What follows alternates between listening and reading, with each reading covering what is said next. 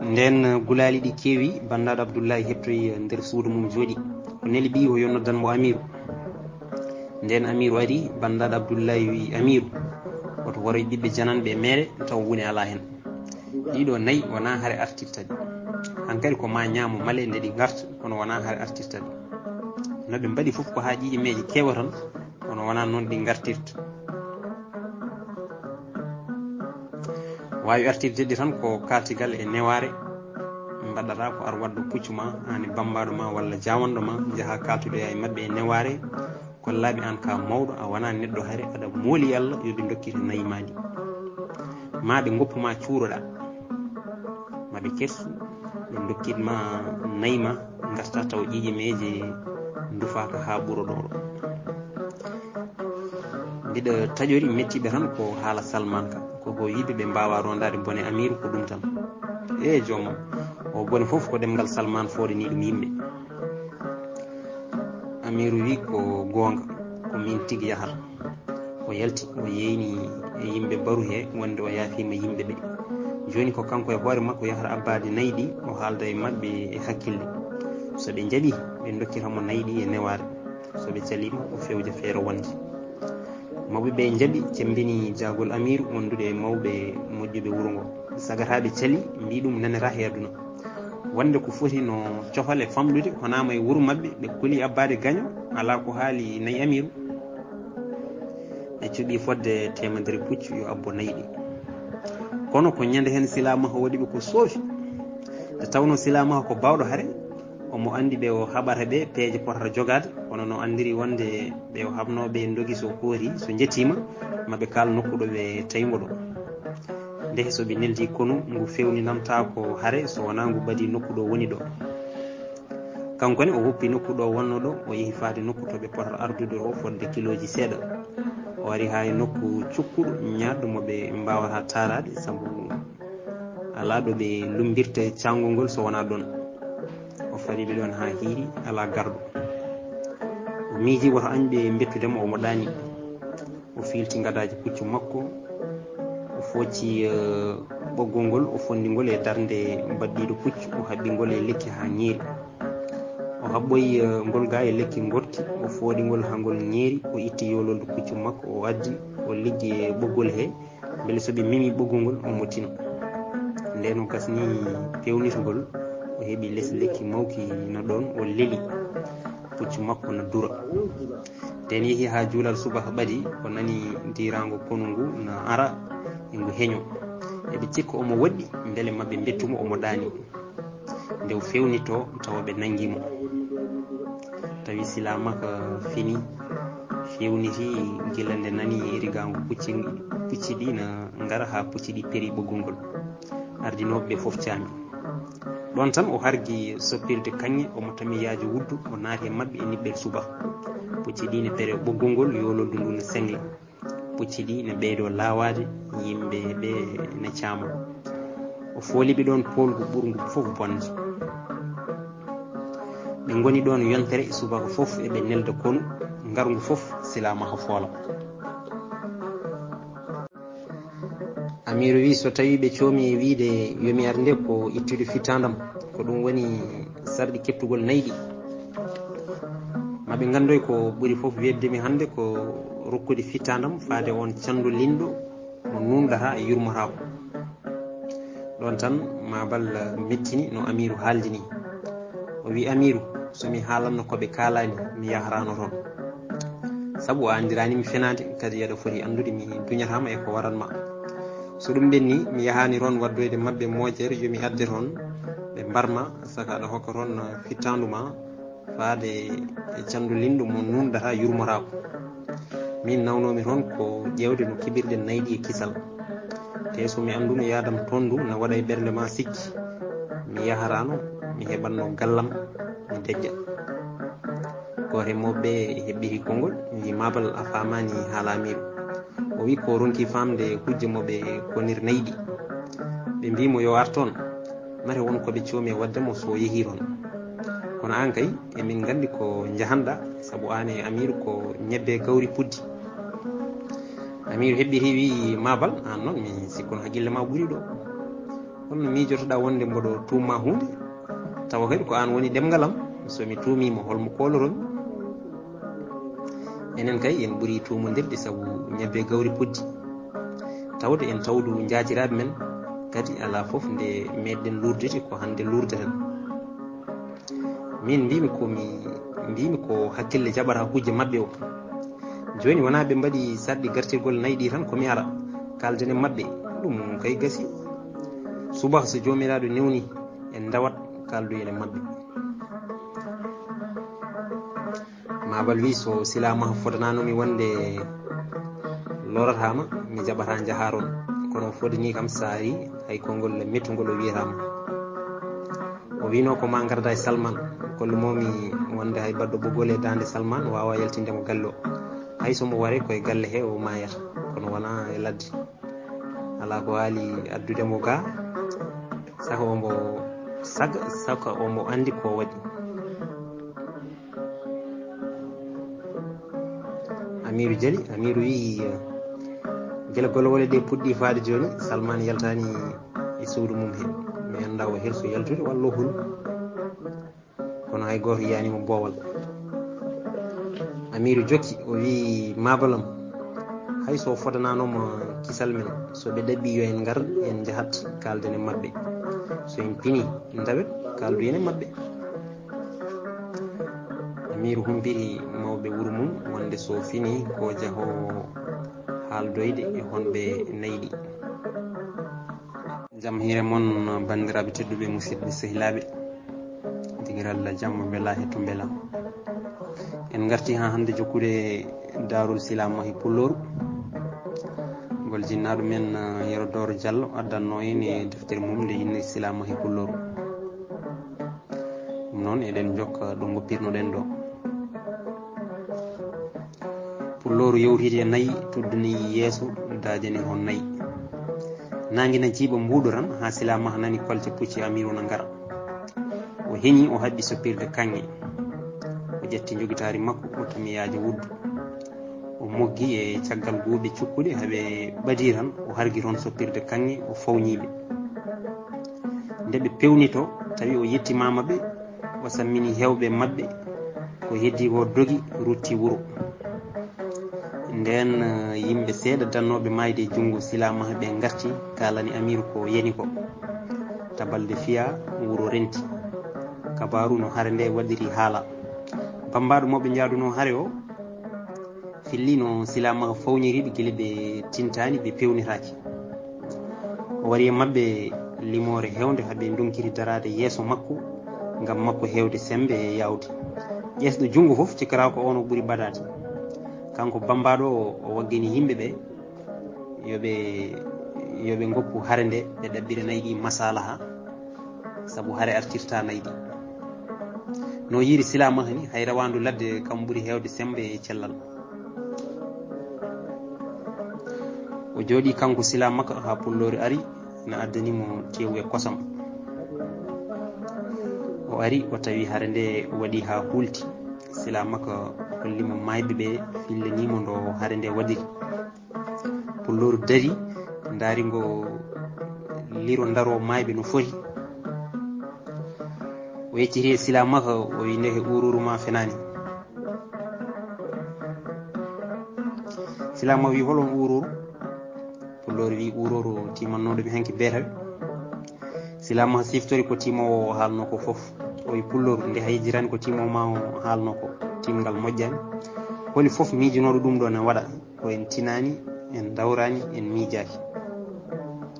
pulloru wi min hooram mi yejjirino ɗum fes mi siftorani ɗum so wona joni ko jimi ɗo ɓeɗo maawi ko.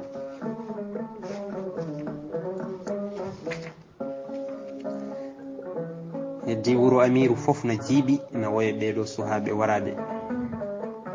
Amiru dari na miijo ɓeɗo suhaɓe waraɓe e wolde kihiɗe hanki nde. o wi ko Allah tan andi ko gaddirnoɗayam ɗe kulle kangaɗe dagmitortoɗe ruwde ƴiƴam. ƴeew tan ɓe suhaɓe ɓe mbari mo darɗa hen foof no wayno piindi kanŋe. ko neɗɗo yoori ɓernde ko foof memrata goto e mabɓe kuɗol nebam so wona ɗeɗo kulle kuɗaɗe tagrade bonande ɓerɗe ne joori no kaaje. goto fof no mawnini becce ala fof ko miijoto so wona wadde ko boni. Nden kabaru o saktama gure takkiɗe wuro Amiru ɗe fof ngari fabade mum. Batuji na piɓe, worɓe susɓe foroɓe abbade gaño na cuɓe, ñeñɓe na ngulla askoji jambareɓe ɓiɓɓe arɓe na jangte, golli na koɗa, mawɓe gure na pewje no nayi ɗi gartirte ko alda e rufde jijameje ha ɓuuro ɗo, sagataɓe no pewje no hari huɓɓiri. Jam hire moon bandiraɓe tedduɓe musidɓe sehilaɓe dingiral jamma bela hetto bela. Ɗum noon en garti ha hande jokkude ɗo darol ngol gonɗen e dow mum sila mahe pulloru. Nden sila mahen mawni jonti dewlude ero dande ummi e suɓanade ɓe rewɓe moƴƴuɓe. Sila maha jamana suka debbo ɓurɗo ngardude e nder masina joom lasli e jikku timo e needi lobbiri. Silamaha wi ko kañum jamanta pulloru tawde kanko jamaɗo makko no yooɗi. Nde alay sago o jamana pulloru debbo ɓurɗo yodde e rewɓe masina. Silamaha neli ñeñɓe yo jiilano ɗum suhaɓe rewɓe ɓurɓe yodde e nder masina fof o suɓano hen pulloru debbo. Ɓe jeehi e gure masina ɓe jii toon suhaɓe rewɓe ɗiɗo kamɓe padɗi leydi ndi fof. Hen goto ne wiye Hurera, goɗɗo ne wiye Aissata. Silamaha ɗaɓɓi yo gure ɗe fof ndentu mbaɗa paɗɗodiral. Ɓe ndentini fodde gure 15 e nder hirnangue masina. Ɓe mbari gayi pijirloji mbaɗa suhaɓe rewɓe ñanta cinka cuuɗa. Ɓe mbaɗi paɗɗodiral hakkude suhaɓe rewɓe. Ɓe ƴeewi ɓe tawi ko Hurere Aissata padɗi fof. Hurere ko ɓalejo, Aissata ko boɗejo. Ñeñɓe ɓe donki andude mabɓe padɗuɗo. Rewɓe nayi ɓe jeehi teldoyi e mabɓe dartode yiɓe banggueji fof donki andude. Ɓe ƴeewi hay to banggue jikkuji e ƴoyre e muñal kono ɓe donki andude mabɓe ɓurɗo wonde debbo moƴƴo. Jawando debbo nayejo ari haalani Silamaha wonde ala e mabɓe padduɗo, kono no heddi feere wotere ko ɗon tan ɓe mbawata tigui rigui andude hen ɓurɗo. Silamaha namdimo yo waɗan ɗum nden feere. O waɗi laaɓi o feesi e dow buhal Hurera, ƴiƴam wanji ili ha jippi leydi. O fesiri Aissata hono noon ƴiƴam ili seeɗa dari yetta e leydi. Ɓe kollir Silamaha hen yo ƴam Hurera saabu on ko juurowo balɗe kono Aissata ko dabbo balɗe wona. Silamaha ummi e ƴamande pullo Hurera o hokka. Ero dande nde tawno ko galo waɗi hunde fof e dewle hen.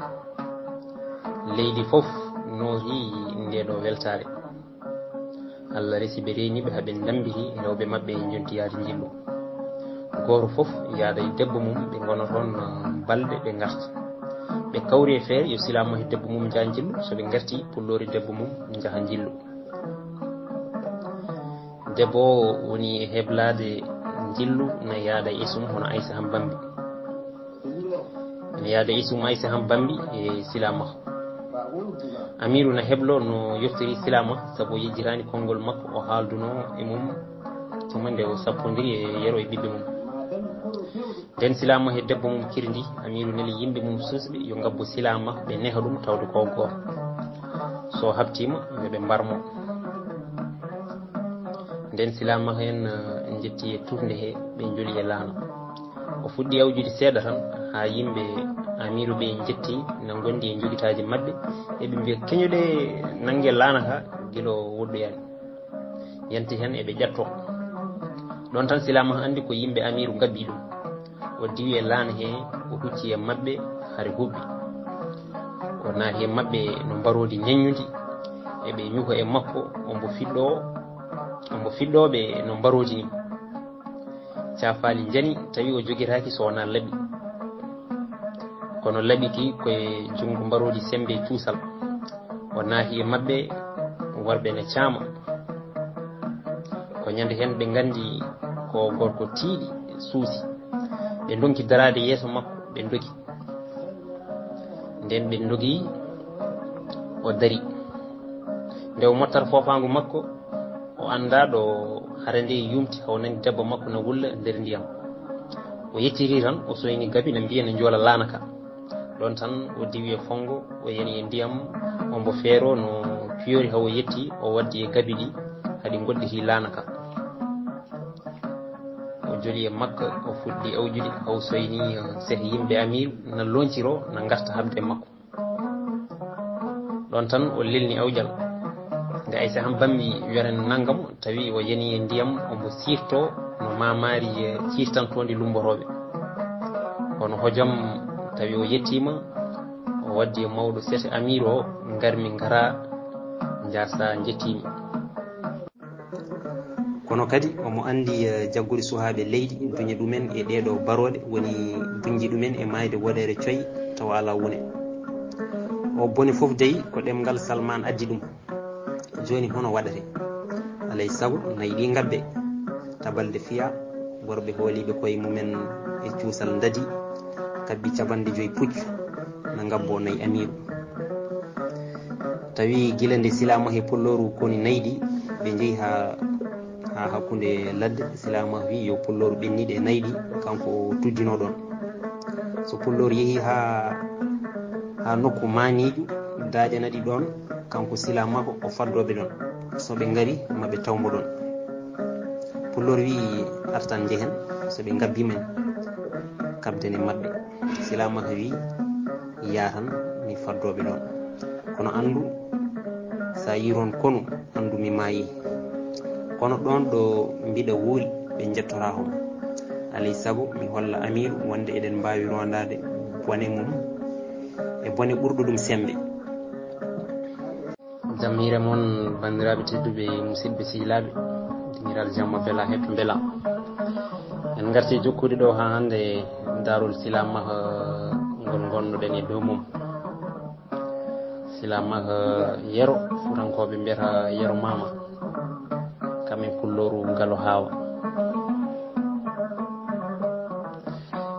nden weeti amiru en kabbi pucci mumen dawi ɓe jeehi haaɓe ɓadiɗo silamaha woni ɗo o soyniɓe eɓe ngara o ummi o habbi puccu makko o dadi joguitari makko ha tiiɗi o ari o heeɓi less lekki o jooɗi omo ndaara eɓe ngara nden ɓe ɓadima o soyni kufunaji mabɓe ɗi o andi ɓeɗo gona haɓateɓe saabu ko hakkude nayejo tan e ñeeño e batulo ɗum waɗi o hayri waddade puccu makko ɓe ngari haaɓe ɓadimo ɓe daari e boowal he ɓe kucci he makko ɓe jindiɗo mbarodi gorko yaltiron e lekki he ombo ɓorni comci aynaɓe wutte oolo e tuubo oolo e kufune oolo mo dadi joguitari makko o tindi e mabɓe puccu ngu ne rewi e makko no jawdi ndewnani o wari haw ɓadi o wi ɓe on jaɓɓama neɗɗo dey koɗo tawa jaɓɓoto hoɓɓe mum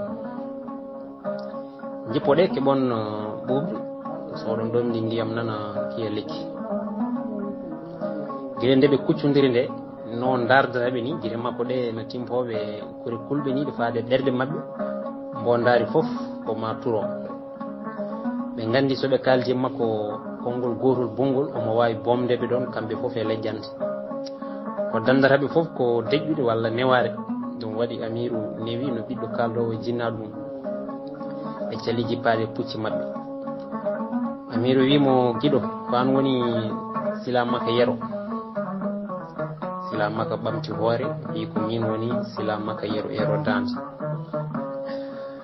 amiru sini ñiigue moosi mooso jaɗɗum ngo bulani e ɓernde o wi mbayrumi yidema ani pullor guila hon suhaaɓe yero ero dande ko sehilam te ko gorko moƴƴo dimo joom hakkille neɗɗo dey ne wara bandum tawanda ñande nde garɗon to amen Salman tooñi on ɗon e dow majjere silamaka heɓɓiri taƴi konngol makko wi Salman tooñani min ko an tooñi min ko ɗum noddirmi on holto Salman woni ɓe mbi Salman arani guila nde garɗon to amen ha joni o sellani silamaka wi so tawi Salman wino min mbawa rondade bone ma omo yenna min e nder galle ma aɗa jala joni mbiɗo holluma wonde mbiɗo wawi rondade bone ma e bone ɓurɗoma ko min woni nayi ma teeɗi korta hami yiya ko mbaɗɗa tawde ka dimo joom dimaɗo hollam ko dimaɗi ma mbawi amiru wi min ko ɗemgal goɗɗo tooñimi ko ɗemgal Salman lebtimi fawimi gacce e mette heɓnimi kunuɗi kono maɗum fo seeɗa ko jogormi wadde mo somi hoori seeto o foof woni e ñagade sila makko yo newnanɓe o pira nayi ɗi quoi ko jumre tan wonno kono kamɓe foof koɓe bandiraɓe silama ko wi an ani a teddani sabu min cuɓi mama e nder arɓe masine fof gam halfindemo jinnaɓe amen min jaɓɓi koyɗe amen ha nder galle ma gam teddindemo koynuɗa min joni noon mbiɗo holluma wonde mbiɗo wawi rondade bone ma e bono ɓurɗomo sandu lindi amiru wi min mi ala bone ko ɗemgal goɗɗo lebtimi kono min mi ala mbo jogonimi bone kono ha joni mi jaɓi kalfani kalfinɗon mini ɗon ɗo mbiɗi wuuri jungo tagaɗo yettatako kala ko ummi e arɗo yero dande silama ko wi ɗum miijetono wonde ko adi hande an hande holko senduma e damanso jara lamɗo segu ko haare wonno en kaɓi ko gañgu wonno ari ko hoolare wonno eggi te artata holno kalfinirtumami fillamen amiru wi ɗum ɗo wona gañgu ko jomodiral jangal ɗo hanani hakkude men silama ko wi no jiɗɗa foof ɓirda haala ka so gañgu so jomodiral kono min hoolaram gasiyama hande mi halfinanima hay goto te nayi ɗi porata seeɗo foof woni ñagade silamaka yo hokkitɓe nayi ɗi to nanguir ɗum ko gañodiral hakkude mabɓe joni ko ɓenni nden ñagude nde juuhi silamaka wi minen min konani nayi ɗi saabu amir ɓurani min nayi saaha mboɗo hono nayi mum min nanguiriɗi ko gam andinde amiru mon tooñi min koyni min e nder galle mum min kollam mboru sawani ko so tooñi min emin mbawi yoftade ha ɓurta kono min jiiɗa nayi makko joni nel goto e suhaɓe maɓe o yahata pullor o tottita on nayi ɗi nden amiru nani ndeɗo dande o welti ha ɓurti o wi joni kay a yettama tawde a jaaɓi tan accu min jaaha min kalanamo nelal magal